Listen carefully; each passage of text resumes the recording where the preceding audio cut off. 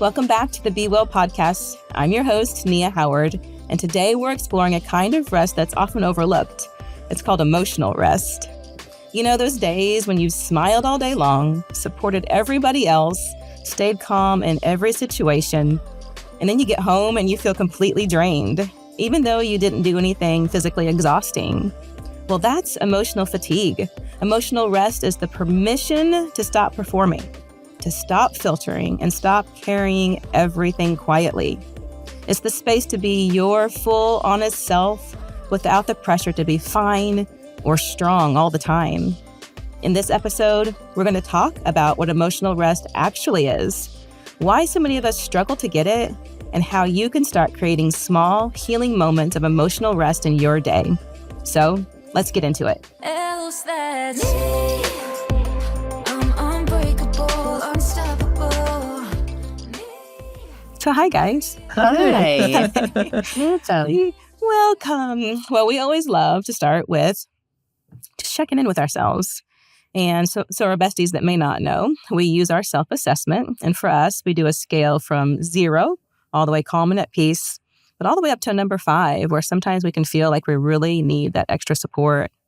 And I really love this assessment. We bring it with us, well, wherever we go, really, because it is just what we deserve. We deserve to be able to kind of look into ourselves and ask ourselves, maybe for the first time today or this week, how are we actually doing? So without judgment and just kind of a starting point. So my question is, how are you guys? Yeah, I think I'm probably at a 1 today. But I think it's important to note that this scale measures distress, right? That's right.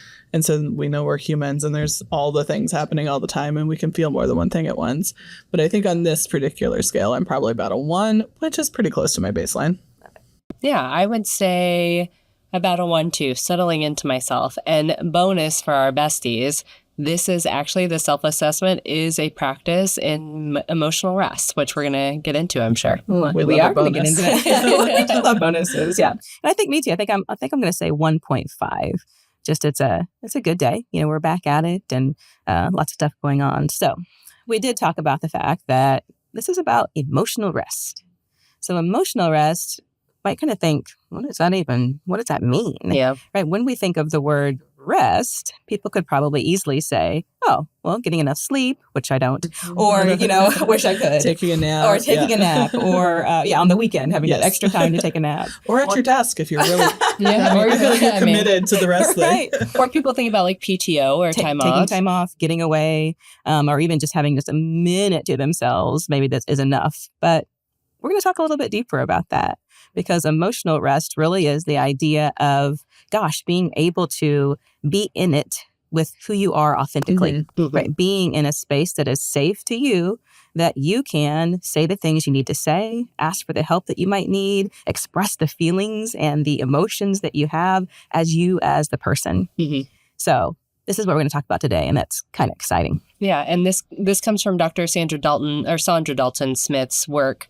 She kind of created the theory of 7 types of rest, saying that, yes, sleep is a form of rest, but just one of many, many kinds. So we're just focusing on emotional rest today. That's right. That's right. So with that being said, can you all think of some times that you kind of knew that you were needing a little bit of emotional rest?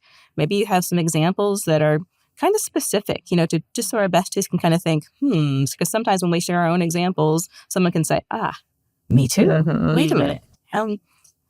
Yeah. So when I think about this, I am a caregiver at heart, and I have been since my earliest memories. I'm a middle child.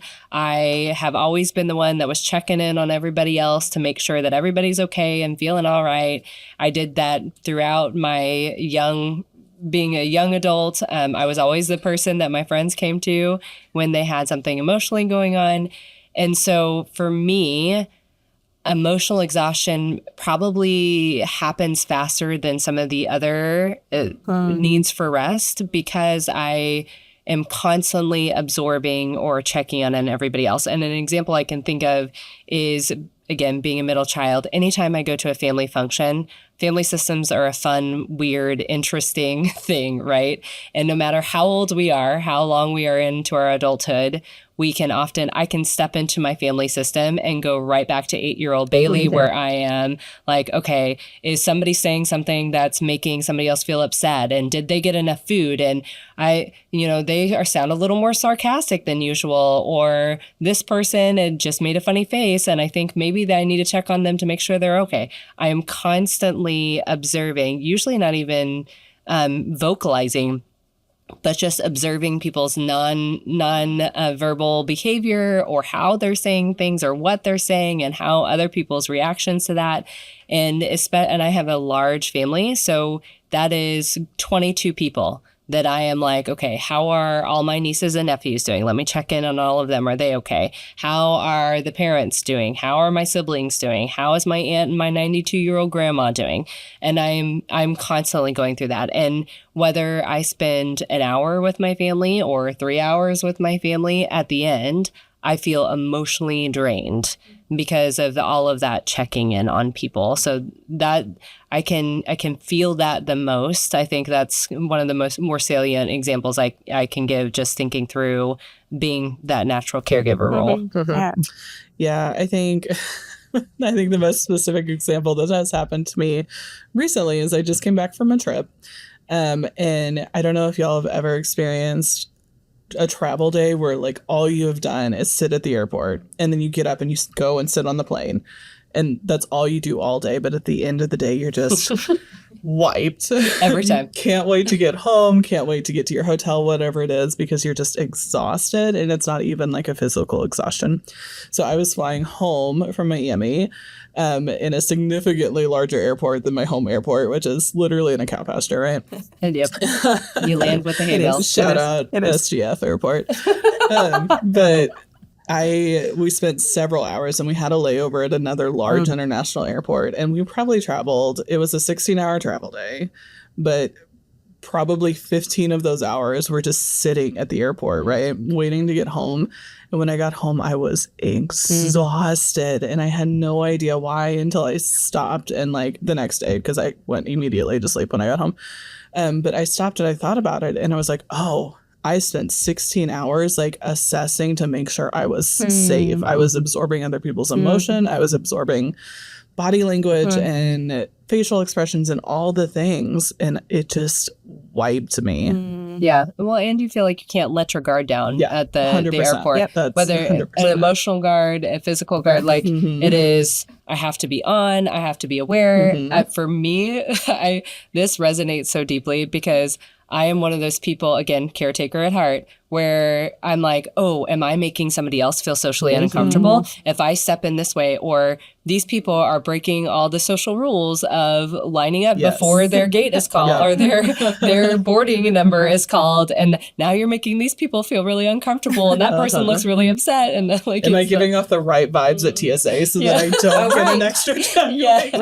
It is all about, that social norms. And it's just emotionally exhausting. Theme parks do the same thing. Theme parks, man. Well, and then there's like a time frame in there too, right? You need to catch the plane, but you actually have the layover, and you at your family too. You know, there's only a certain amount of time that you have. So reading people's emotions, kind of having room for your own too. But sometimes those get passed off. It sounds like that whole thing that we talk about being on, right? Feeling like you have 100%. This switch. Like for me, it's a dial. You know, the dials turn up. You know, and we really need it sometimes to come back down. Well, I think both of those examples, you were with your family and friends and those. So it kind of leads me to the idea of connection. We talk a lot about connection at Be Well. And matter of fact, we really love to talk about connection because connection is, of course, connection with other people, right? When we're in a workplace, which is where we are right now, being able to come into work and have the connections with people, being able to know that someone's on our side if we have a question or someone can help us with that question, being kind of on the same team, you know, our thoughts and ideas are our goals. But also that connection is for ourselves, being able to know ourselves, being able to know that if something is going a little bit, what will we need next? And sometimes it's not something huge. Sometimes it's something kind of small. So centering around that idea of connection, what do you think is, sometimes it's the fact that, like Shelby's example, sometimes when we have a lot of people around us, and Bailey's example, having people around us, we can still feel disconnected. We can still feel, I guess it's unsafe. You had mentioned being safe before. So can you talk to that? Sometimes, even though we have people around us, sometimes we still don't have that rest that we need. Yeah. Well, and I think about like my family. I love my family and my family loves me deeply and I care deeply about them. And I don't even think that it's that if I came to them and said like, I'm feeling just really upset or really sad about this thing or this keeps on, that they would be like, don't talk to me about that. Right. But my role has always been caring for other people. And so it is I can be surrounded by my family and still feel emotionally exhausted because that's the pattern that I've fallen into, right? And that's with my people. But I think there are other times where, like, I think about stepping into a room full of professionals, maybe that I don't know very well, like, we recently gave a talk to a group of leaders from this Springfield area. And although I felt safe, like in that space, there are people that I don't know very well and feel like I have to be on. And it's a room full of 20 people. But I'm putting on professional Bailey hat. I'm checking in on their emotions and how they're doing as leaders and human beings. And so I walk out of that space. It's only an hour. But I walked out of that space like, and just feeling completely exhausted, even though I am checking in on people and at times even transparent about also how I am feeling and going and experiencing that moment too. I think that the piece that has to happen for me to be that emotionally restorative part is feeling like I can kind of bring those walls or masks down and just be truly authentic, much like I am with you all in a lot of spaces and being like, oh my gosh, like it's just one more thing. I can't do this in this moment, or it feels really hard in this moment, and being able to do that unfiltered. Yeah. Yeah. Thank you. Yeah. And I think kind of along those lines is, like you said, connecting to yourself too, right? We are arguably more connected than we ever have been before with things like social media and easy access to cell phones and all the things. But we are also in a world where things are moving so fast that it is so easy to get lost in the, well, I have to be this person, I have to be this shelby at work, and I have to do this for my friends, and I have to do these things. And it's really easy, at least for me to be the last person to worry about, right? Worried about being connected to all the other people, making sure all the other people are okay. And then I get home and I just like doom scroll for 6 hours because I have nothing left to give myself. And then it's just a perpetual cycle of I'm giving everything to other people. I don't have anything for myself. And so I just feel untethered. Well, and let's be honest, doom scrolling, and I do the same thing, but doom scrolling and having access to 8 billion people's trauma does not help the emotional exhaustion 100%. piece, right? We're just seeing all the heartbreak and the heartache in the world. And if we're somebody who's empathetic or compassionate or very tuned into that, then that drains more. And 100%. I do the same thing oftentimes where I need emotional rest, but then the actions I take actually drain me further versus being restorative if I'm not intentional about it or in tune. Yeah. And I think it is just that intentionality piece, right? Our world is not going to give us opportunities for rest. So we're going to have to build it in. That brings in that knowing ourselves again. We kind of talk to our besties a lot about that as we go along together, as we work on this podcast together. We're trying to bring ideas and kind of some touch base points. So I wonder too, do we have some things that we can kind of pinpoint when maybe we even see it in other people? Maybe we start to see other people that need emotional rest, or maybe it's us. What are some of the things that you're seeing that happen, or maybe some of the things that happen to you? Some of those red flags to be aware of. I think for me, it's almost the opposite of what you would think. For me, it's like the wall comes down and I just physically feel everybody's emotions and the slightest facial expression change and I'm like, what's wrong? Like, how can I fix it? And so when I need that emotional rest, that's what I really notice is that I can't stop the doom scroll because there's some part of my brain that is like, these people are hurting so bad and like just digging into it. And then it's also walking into a room full of our coworkers or our friends and being like, people are not okay. And how do I make them okay? And when I recognize that in myself, I'm like, oh, girl, you gotta take a break, take a few days off, take care of yourself, do something. Well, mine's the other extreme. So I tend to numb out and detach a lot, not just from people in general, but particularly the people I'm closest to. I tend to be more irritable or on edge. Unfortunately, it is my spouse and my family that Closest usually, to you. People that tend closest to to get you. the raw end of that deal. And there are times where my partner will look at me and be like, "Are you okay?" And I'm like, "Yeah, I'm fine. Like, I've got it all together. Can't you see this thing that I'm holding together?" Yeah. And he's like, "You just seem really distant and on edge." And that is usually an indicator because I am so entrenched in it a lot of times. And because it happens so quickly for me that I don't recognize it. And it's usually him being like, "Hey, how are you?" And I'm like, it's fine. Fine. And Can't he's you like, see that I'm fine? he's like, "Actually, these things have been happening. You've been a little more distant. You're kind of on edge. You're hiding off, reading a book and like not hanging out with the family at all. Like, are you okay?" And I'm like, maybe.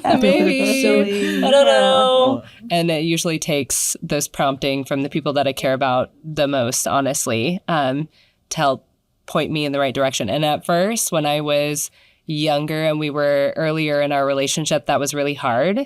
As I get older, I'm trying to take that with a little less personal attack and more like, oh, okay, all of these things that I thought I was doing really well in hiding and masking, maybe not going so well. Yeah. Well, I like that your examples were different because you obviously are different people too. And we know that our besties are all different as well. And I love the idea that you said that even in your marriage, right, the person that knows you the best, sometimes it's still hard to admit that there's something else that you need. And thank goodness that we have people sometimes in our life that can kind of press in a little bit and give us the opportunity. It might not be that moment, right? It might be a little bit later down that day or, even the next day when you actually decide, okay, all right, I guess I do need a little something extra. There might be some truth to this. He might be right. Yeah, so with that, so you told the story of being like, no, it's fine. What, you're telling me that I'm not fine? It's fine. So we talk about how important emotional rest is because it's not just that rest of our body, right? Taking a nap, being able to be refreshed like that, but instead it's a refresh, and it is a getting to know ourselves deeper, getting to know ourselves so much so that we might know what we might need next. It doesn't have to be big. Maybe it could be even the smallest thing. So I wonder why that emotional rest is so hard for us to get. I think it, for me, oftentimes stems from what Shelby was saying, and it's the awareness piece. Like, it is being aware that is the kind of rest that I'm needing and how to make that happen. If I'm also being completely honest, because caregiving is natural to me and also because of the role that we're in, rest can sometimes be hard to achieve because our job is to support other people all of the time. And I love that. And there are many times where if I am healthy and in a good space, that actually emotionally energizes me. But if I am in that space where I'm teetering myself, then it can be really, really difficult for me to say like, ooh, I deserve this too. Yeah. It is very convenient for me to check in. And I think I've said this before, but to check in on all my people and make sure they're okay and ignore what's happening in my own head and heart and care for myself. And for me personally, that's usually where some of that challenge comes in. Yeah. And I think so our world is so fast-paced, right? Yeah. And our world is not going to give us opportunities for rest. But I also think there's some like societal expectations around emotional rest and not being okay that I think can play into some of that, right? Like we feel, even if it's nobody is directly looking at us and saying, Bailey, you can't be emotionally tired, right? But we feel like we have to keep up this appearance, or, well, all these people on social media look like they're fine, or the people that we see at work look like they're fine. And so I have to be fine too, right? And I think there's a little bit of that outside pressure that we internalize.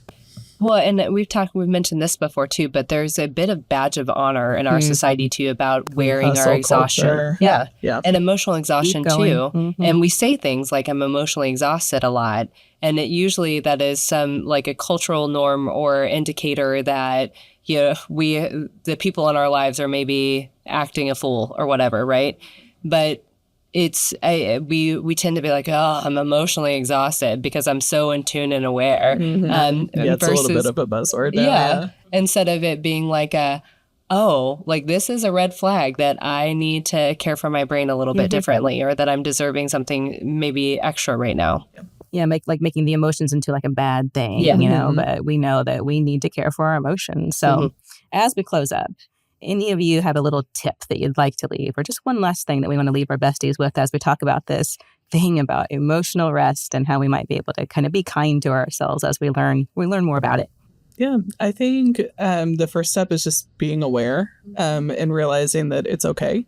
You're not broken. Your brain is doing exactly what it's supposed to do, right? If you are tired. So start with being aware, and then start with small steps, right? If you have a best friend that is just like, you can finally, when you sit with them just doing nothing, you can finally take a deep breath and be yourself. Schedule time with them. For me, that's like my bestie. This is my parents. I will take my dog and spend a weekend with my parents because it's like being a kid again, and I don't have to manage their emotions. I don't have to manage my emotions. I can just be. So yeah, I think be aware and then schedule some time in to take care of yourself. Yeah, I think my biggest takeaway for our besties would just be there, and kind of alluding to what Shelby said too, there's nothing wrong or broken about us when we need emotional rest. I think a lot of times, especially speaking from personal experience, we try to be the strong one or the one holding it all together for everybody else. And then we feel like there's something wrong, or we're weak, or maybe we're not as strong as we thought we were, which I think is some of the thing, like when my person says, are you okay? It is almost like he's saying like, you're not as strong, you're not strong, or you're not as strong as I thought you were. It is not me being a weaker human. It's actually me recognizing that the check engine light is on in my brain, and that means it's not a judgment. It just means that I deserve some extra care, and being able to care for that and take the time to do that. I love that check engine analogy because like we are taught, my dad in particular has drilled into me that like every 6 months you get your oil changed, when you get your tires rotated, you maintain your car because you don't want to have to purchase another one, right? And we can't purchase another brain. So we should be maintaining our brain in the same way. Yeah, I love that. Yeah, we can't purchase another brain. Nope. So it's one we get. Yeah, this is the one we've got. And it's a good one. It's a good one. We just got to take care of it. That's right. So we're learning little steps, little tips and tricks to be able to take care of our brains. So, besties, as we wrap up today, I want to leave you with this reminder. You deserve spaces where you don't have to hold it all together. I'd encourage you to choose one small step today. Maybe it's naming your true feelings. Maybe it's giving yourself 5 quiet minutes. Maybe it's saying, I need support to that person that you trust. Whatever it is, let it be enough. Thank you for joining us today. If this episode resonates with you, share it with someone who might need a little emotional rest too. And as always, be gentle with yourself. Be well, friends. Else that's